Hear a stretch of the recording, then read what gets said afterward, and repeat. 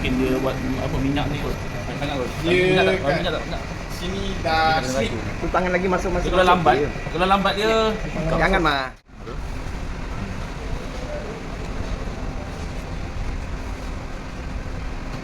mana takkan nak tebal kan? Tak apa tau. Ha. Tadi kan kita buat macam ni kan. Ha. Nak Dia kering punya lah, depan. dia punya dol nak kering. Ini nak kering. Lepas tu dia tak melekat dengan bom. Sebab dia tak berminyak sangat.